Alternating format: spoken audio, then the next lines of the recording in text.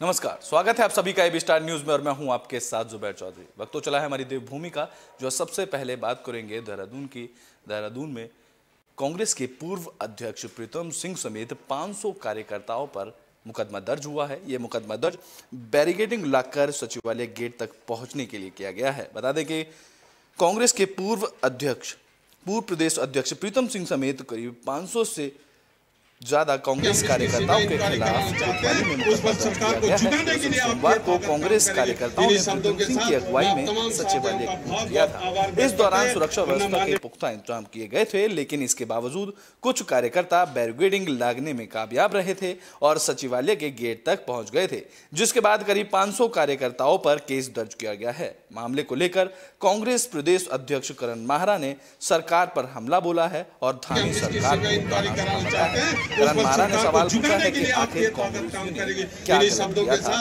उन्होंने कहा है कि जब अंकिता भंडारी हत्याकांड के सबूत मिटाए जा रहे हों, केदार भंडारी का शव अभी तक ना मिला हो, जिस राज्य में यूकेएसएससी पेपर लीक और विधानसभा भर्ती घोटाला हुआ हो, ऐसे में अगर कांग्रेस के कार्यकर्ता जांच की मांग कर रहे हों तो आखिर इसमें क्या गलत है। लेकिन कांग्रेस कार्यकर्ताओं को मिलने नहीं दिया गया, जिसके बाद कांग्रेस कार्यकर्ताओं ने कोशिश की। सरकार ने उन पर मुकदमे लगा दिए। दमनकारी सरकार है और फासिस्टवादी लोगों की जब सरकारें आती हैं वो इसी तरीके के काम करते हैं। क्या गलत कर रहे थे कांग्रेस के कार्यकर्ता? जब अंकिता भंडारी केस में सबूतों को मिटाया जा रहा है, फॉरेंसिक जांच के लिए एक भी तथ्य नहीं जुटाया गया, ये खुद पुलिस ने माना है। चार्जशीट पुलिस दर्ज नहीं कर पाई। केदार भंडारी की अभी तक बॉडी नहीं मिली, उसको पुलिस अभिरक्षा से बच्चा गायब हुआ है। जिस प्रदेश में SSSC का घोटाला हो रहा है, जिस प्रदेश में विधानसभा का भर्ती घोटाला हो रहा है, उसमें अगर कांग्रेस का कार्यकर्ता जांच की मांग करता है, कार्रवाई की मांग करता है तो कहाँ दिक्कत है। लेकिन हठधर्मिता है, उनको मिलने का मौका नहीं दिया गया। मुख्यमंत्री को उनको आमंत्रित करना चाहिए था और उनसे वार्ता करनी चाहिए थी, कार्रवाई करने का आश्वासन देना चाहिए था। जब नहीं दिया गया तब कांग्रेस के कार्यकर्ता सचिवालय में घुसने की कोशिश की और ये बिल्कुल लोकतंत्र के विरुद्ध है। और अगर करना ही था तो आतंकवादियों को क्यों नहीं पकड़ा? यूपी की पुलिस आगे पकड़ रही है। उन पुलिसकर्मियों के खिलाफ कार्रवाई क्यों नहीं की जिनके गोलाबारी में एक देश प्रमुख का पति मर गया? अंकिता भंडारी केस में जिन्होंने डोजर चलवा के पूरे सबूत मिटाए, उनके खिलाफ कार्रवाई क्यों नहीं हो रही है? कार्रवाई उनके ऊपर हो रही जो मामलों को उठा रहे हैं।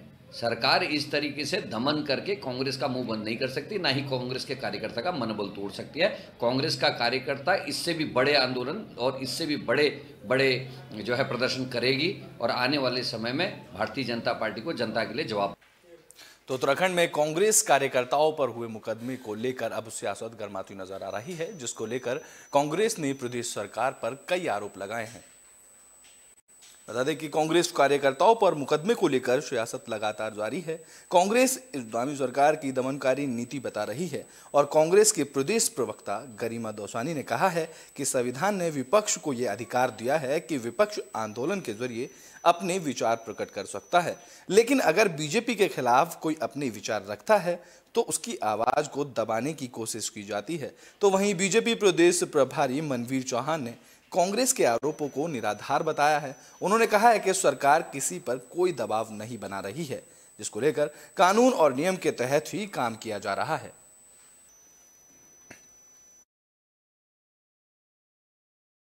दमनकारी नीति का प्रतीक है। आपके खिलाफ जो भी सुर उठेगा या जो भी आवाज उठाएगा उसके खिलाफ आप मुकदमे कर दोगे। ये संविधान ने अधिकार दिया है विपक्ष को कि वो धरने प्रदर्शन करे, जुलूस करे, कैंडल मार्च करे, राज्यपाल महोदय के पास जाए, विधानसभा घेराव करे, सचिवालय घेराव करे। ये संवैधानिक अधिकार है हम लोगों का। ऐसे में आप कहीं ना कहीं अपने विरोध में उठने वाली हर आवाज को दबा देना चाहते हैं और तानाशाही रवैया अपना रहे हैं। इस पूरे प्रकरण की मैं निंदा करती हूं जिसमें आपने हमारे साथियों पर मुकदमा दर्ज किया है। हुई उसमें पुलिस प्रशासन की ओर से कांग्रेसी कार्यकर्ताओं के ऊपर बड़ी संख्या में मुकदमे दायर किए गए हैं, जिस पर कांग्रेसियों का आरोप है कि सरकार विपक्ष का मुंह बंद करना चाहती है। किस तरह देखते हैं? देखिए, कानून अपने ढंग से अपने आप काम करता है। एक जो व्यवस्था बनाई गई है वो व्यवस्था के तहत काम किया जा रहा है और कांग्रेस के पास जब बोलने के लिए कुछ न हो तो हमेशा इसी सबको बोलते हैं कि उनको जो बोलने के लिए जो है रोका जा रहा है या उनको जो है कुचला जा रहा है, इस तरह से शब्द उनके रहते हैं। लेकिन हमारी सरकार के द्वारा किसी भी प्रकार का किसी भी कोई दबाव नहीं। तो बुलेटिन में बात अब देहरादून की कर लेते हैं, जहां योग शिविर का आयोजन किया गया। इस दौरान सीएम पुष्कर सिंह धामी योग करते नजर आए।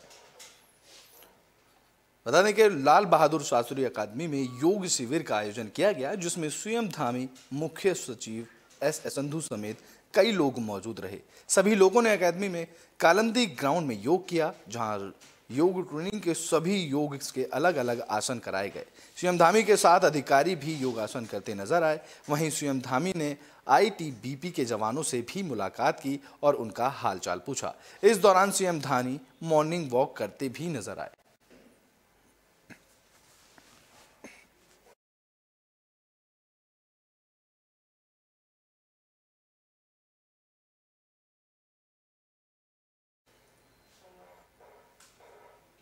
तो उत्तराखंड में अस्पतालों में डॉक्टर की कमी को लेकर अब सियासत गरमाती नजर आ रही है। कांग्रेस ने इसको लेकर बीजेपी पार्टी को कटघरे में लिया है। बता दें कि उत्तराखंड में डॉक्टर्स को सियासी तकरार देखने को मिल रही है। दरअसल उत्तराखंड में डॉक्टर्स के कुल 2856 पद हैं, जिनमें से 2500 से ज्यादा डॉक्टर्स को तैनात भी किया गया है। लेकिन इसके बावजूद कैबिनेट मंत्री गणेश जोशी ये कह रहे हैं कि उत्तराखंड में डॉक्टर्स की भारी कमी है। एक कार्यक्रम में गणेश जोशी ने कहा कि राज्य में 20,000 डॉक्टर्स की कमी है, जो राज्य के मेडिकल कॉलेज 10 साल में भी पूरा नहीं कर सकते हैं। हालांकि स्वास्थ्य विभाग के महानिदेशक की माने तो राज्य में डॉक्टर्स की कमी को लगातार पूरा किया जा रहा है, जिसके तहत 2856 से 2512 पदों पर डॉक्टर तैनात भी किए गए हैं, जिसमें 1924 नियमित तो वहीं 426 बॉन्डधारी तो वहीं 122 संविदा डॉक्टर अलग अलग अस्पतालों में तैनात किए गए हैं। इसमें से केवल 322 पद ही खाली हैं, जिन पर जल्द ही तैनाती की जानी है। लेकिन इसके बावजूद गणेश जोशी के बयान पर पूर्व नेता प्रतिपक्ष प्रीतम सिंह ने चुटकी ली है। उन्होंने कहा है कि सरकार में मंत्रियों के पास सटीक जानकारी नहीं है और वह चर्चाओं में बने रहने के लिए इस तरह के बयान देते हैं। प्रीतम सिंह ने कहा कि गणेश जोशी का अल्प ज्ञान बताता है कि सरकार के मंत्री कितने जानकारी रखते हैं।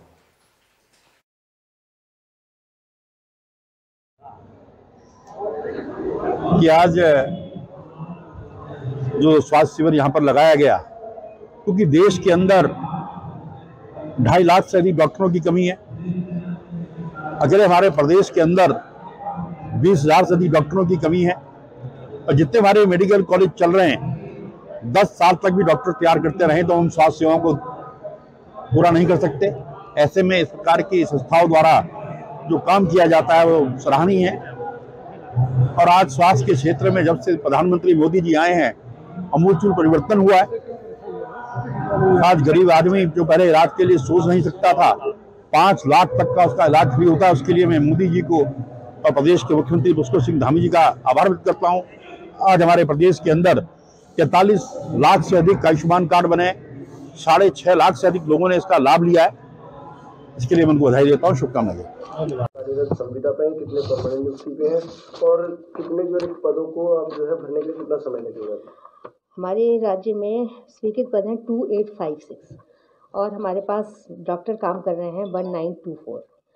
लेकिन हमारे पास जो अतिरिक्त हैं जैसे बॉन्डधारी चिकित्सक हैं वो 466 हैं। संविदा में काम कर रहे चिकित्सक 122 हैं। तो जो टोटल कार्यरत चिकित्सक है सब मिला के हैं वो है 2512।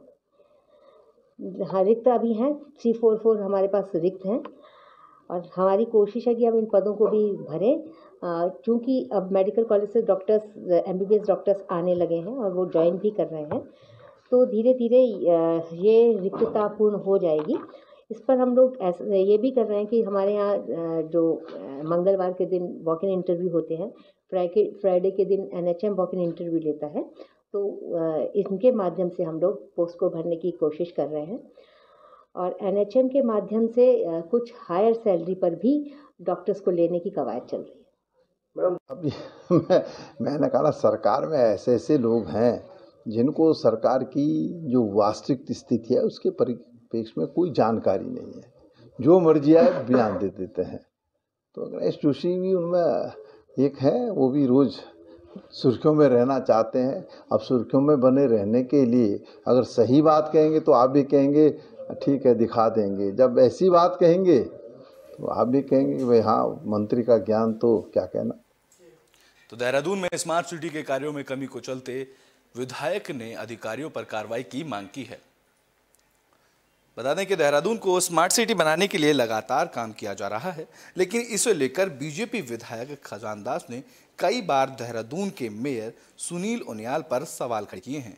पूर्व सीएम त्रिवेंद्र सिंह रावत ने भी मौजूदा सरकार के स्मार्ट सिटी के बदले अधिकारियों को लेकर सवाल उठाए थे, लेकिन अब एक बार फिर विधायक खजानदास ने पूर्व मंत्री मुख्यमंत्री त्रिवेंद्र सरकार की कार्यशैली पर सवाल उठाए हैं। उन्होंने कहा है कि जब त्रिवेंद्र रावत की सीएम थे तब विधायक होने के नाते उन्हें भी स्मार्ट सिटी के बारे में अवगत कराया गया था, लेकिन बैठकें नहीं हुई और अधिकारी अपनी मनमानी करते रहे, जिसका असर स्मार्ट सिटी के काम पर पड़ता नजर आया। उन्होंने सरकार से जांच की मांग की है ताकि दोषियों के खिलाफ कार्रवाई की जा सके। इस दौरान खजानदास ने कहा कि शुरुआत में स्मार्ट सिटी की बैठकें मेयर की अध्यक्षता में होती थी, लेकिन तब भी विभागों को लेकर कई सवाल उठते थे। लेकिन स्मार्ट सिटी योजना में जिन अधिकारियों और इंजीनियरों की नियुक्ति की गई थी उन्हें थ्योरी का ज्ञान था, लेकिन प्रैक्टिकल का नहीं था, जिसके कारण काम पूरा होने में देरी होती आई है। लिहाजा पूरे प्रोजेक्ट की जांच होनी चाहिए ताकि दोषियों पर कार्रवाई हो सके।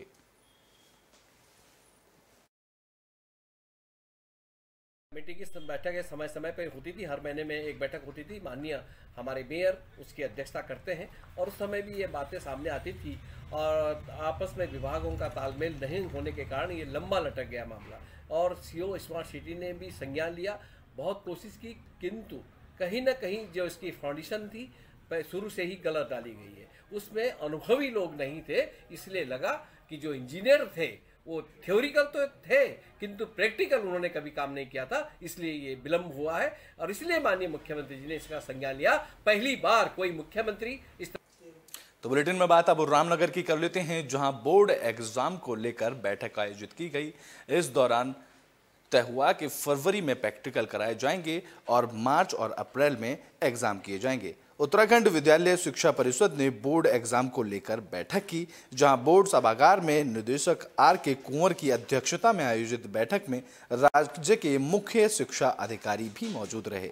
आर.के. कुंवर ने बताया कि साल 2023 में बोर्ड के प्रैक्टिकल एग्जाम फरवरी महीने में होंगे, जबकि रिटर्न एग्जाम मार्च और अप्रैल में कराए जाएंगे। उन्होंने आगे कहा कि इस साल पिछले साल की तुलना में छात्रों की संख्या बढ़ी है। बोर्ड एग्जाम को लेकर राज्य में 1333 सेंटर बनाए गए हैं, जिसके बाद एग्जाम को नकल विहीन बनाने के लिए मुख्य शिक्षा अधिकारियों को निर्देशित किया गया है।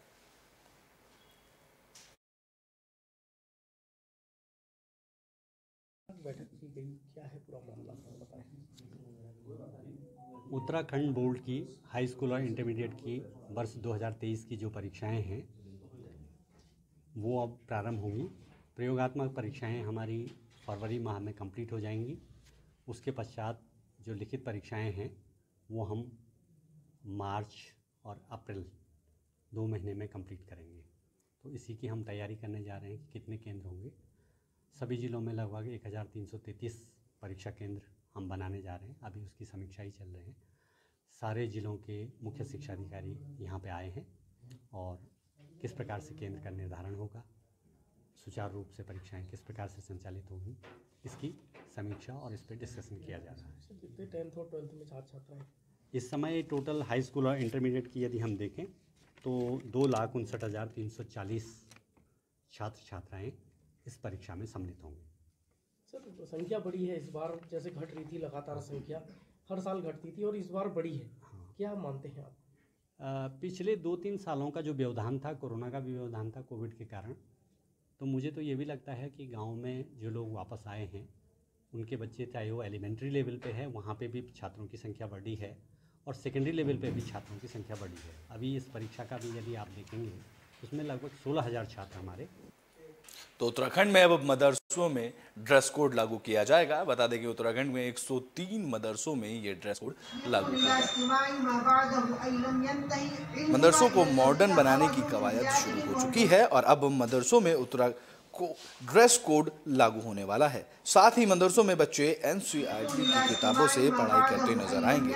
दरअसल उत्तराखंड में वक्फ बोर्ड के दायरे में आने वाले सभी 103 मदरसों में अगले साल से ड्रेस कोड लागू होने जा रहा है, जिसके बाद वक्फ बोर्ड के अध्यक्ष शादाब शम्स से मिली जानकारी के मुताबिक ड्रेस कोड के अलावा मदरसों में एनसीईआरटी की बुक्स भी लागू की जाएंगी। शादाब शम्स ने आगे कहा कि पहले चरण में 7 मदरसे मॉडर्न बनाए जाएंगे, जिसमें 2 देहरादून, 2 उधम सिंह नगर, 2 हरिद्वार और 1 नैनीताल का मदरसा शामिल है।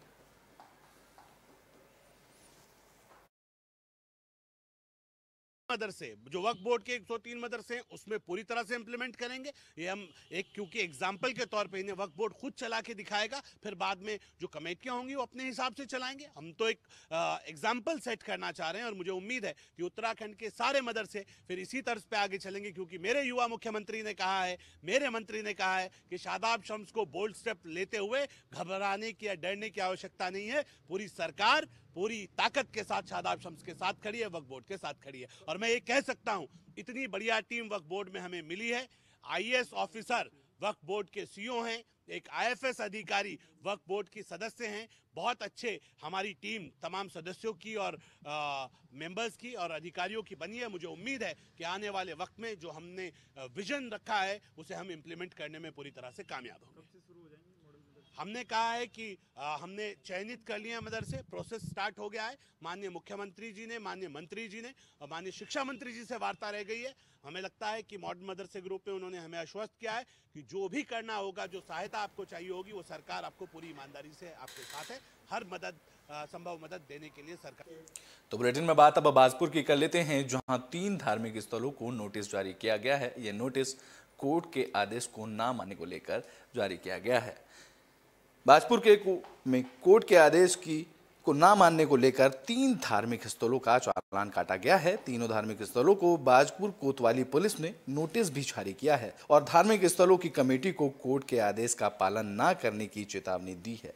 दरअसल कोर्ट में धार्मिक स्थलों पर लाउड स्पीकर पर प्रतिबंध लगा रखा है, लेकिन इसके बावजूद कुछ धार्मिक स्थल आदेश का पालन नहीं कर रहे थे। लिहाजा बाजपुर कोतवाली पुलिस ने दोहारा, मुंडिया, पिस्तौर देहात और कोसोवाला में चेकिंग अभियान चलाया। इस दौरान 3 धार्मिक स्थलों पर यह कार्रवाई की गई है।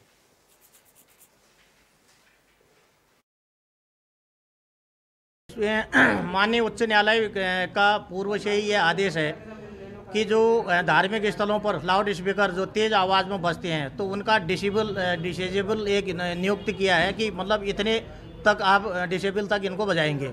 तो पूर्व में भी ये कार्रवाई चली थी, लेकिन आजकल जो है फिर शिकायत मिली है कि ये लोग जो है मस्जिदों में, गुरुद्वारों में तथा मंदिरों में तेज़ आवाज़ से जो है ये लाउड स्पीकर जो चला रहे हैं, तो उनके खिलाफ आज हमारे बाजपुर पुलिस के द्वारा जो है कार्रवाई की गई है। उनको नोटिस भी हमने जारी की है कि भविष्य में अगर इस प्रकार से अगर आपके द्वारा जो है तेज़ आवाज़ में, तेज़ ध्वनि में अगर लाउड स्पीकर का प्रयोग किया गया तो आपके खिलाफ। तो बुलेटिन में बात अब टनकपुर की कर लेते हैं, जहां बस स्टैंड पर कई युवकों ने एक युवक की पिटाई की, जिसका वीडियो सोशल मीडिया पर जमकर वायरल किया जा रहा है। बता दें कि चंपावत के टनकपुर बस स्टैंड पर कुछ लोगों ने एक युवक की पिटाई की, जिसका पिटाई का वीडियो सोशल मीडिया पर वायरल हो गया। आरोप है कि जिस युवक की पिटाई की जा रही है वह बसों में जबरन सवारी उतार रहा था और लोगों के साथ बदतमीजी कर रहा था, जिससे गुस्साए लोगों ने युवक की पिटाई कर दी। इसके बाद युवक के बारे में बताया जा रहा है कि वह नशे का आदी है और अक्सर बसों से सवारियों को उतारकर बाहर की टैक्सी और प्राइवेट गाड़ियों में बैठा देता है।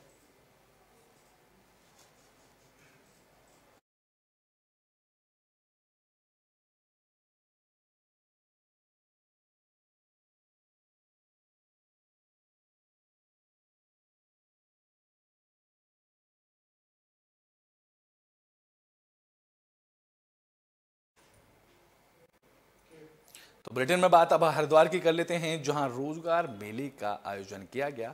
इस दौरान मैकेनिकल और टेक्निकल पोस्ट के लिए इंटरव्यू लिए गए। बता दें कि हरिद्वार जिला सेवा योजन कार्यालय में रोजगार मेले का आयोजन किया गया, जहां 50 पदों पर भर्ती के लिए 100 से ज्यादा अभ्यर्थी मेले में पहुंचे थे। इस दौरान 2 निजी क्षेत्र की कंपनियों ने मार्केटिंग और टेक्निकल पोस्ट के लिए अभ्यर्थियों के इंटरव्यू लिए, जहां रोजगार मिलने से कुछ अभ्यर्थी खुश नजर आए तो कुछ कम सैलरी के चलते असंतुष्ट दिखे।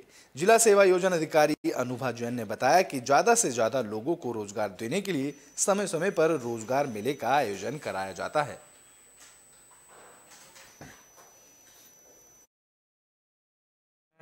अभी स्काई स्पेस सेंटर है जो कंपनी है, जो सर ने बताया भी था अभी ईशान सर ने, तो उन्होंने अभी बताया हम इंटरव्यू देने जाएंगे। अभी इसको तो रोजगार अब लगा है, हम देखेंगे, एक बार इंटरव्यू दिया है, देंगे, जब पता चलेगा कि किस हिसाब से जॉब और किस हिसाब से पे हमें वो करेंगे कि हमारे क्या क्वालिफिकेशन है, बाकी तो उसी हिसाब से पता चल पाएगा। करियर सेंटर ने इस रोजगार मेले का आयोजन किया है। इसमें 2 कंपनियों को बुला रखा है जिन्होंने मार्केटिंग और इलेक्ट्रिकल ITI के लिए आज रोजगार मेला किया है। लगभग इसमें 106 अभ्यर्थी जिले भर से आए हैं, तो उन्हें पहले हमने उनको शॉर्टलिस्टेड किया है और वर्तमान में इसमें इंटरव्यू की प्रक्रिया जारी है। इस मेले में 12th पास लोग हैं और ग्रेजुएशन भी हैं और कुछ MBA के पद भी हैं, और बेसिकली ये जो पोस्ट है ये मार्केटिंग क्षेत्र की है। जो लोग पंजीकृत हैं विभाग में पंजीकृत नहीं भी हैं तो हमने उन्हें NCS पोर्टल पर तो बुलेटिन के आखिरी में बात टनकपुर की कर लेते हैं, जहां 60 साल के युवक ने नदी में छलांग लगाई, जिसके बाद स्थानीय लोगों ने उसका रेस्क्यू किया। बता दें कि चंपावत के टनकपुर में एक 60 साल के शख्स ने शारदा नदी में छलांग लगा दी, जहां मामले की जानकारी मिलते ही जल पुलिस के जवान मौके पर पहुंचे और स्थानीय लोगों की मदद से डूब रहे व्यक्ति का रेस्क्यू किया गया। नदी में छलांग लगाने वाले शख्स की पहचान राम कुमार के रूप में हुई है, जिसे इलाज के लिए जिला चिकित्सालय टनकपुर भेज दिया गया है। हमारे पास शारदा घाट पर सूचना आई कि व्यक्ति जो है शारदा बैराज की तरफ को जो है सीधी तरफ समझ आ रहा है, तो हम मौके पर पहुंचे। हमारे पहुंचते पहुंचते उन्होंने जो छलांग लगा दी थी, तो सुरक्षित निकाल करके सरकारी अस्पताल टनकपुर में जो दाखिल कर दिया गया। अभी सुरक्षित फिलहाल उपचार उसका चल रहा है। हमारी देवभूमि में अभी के लिए बस इतना ही। देश और दुनिया की तमाम खबरों के लिए देखते रहें AB स्टार न्यूज़।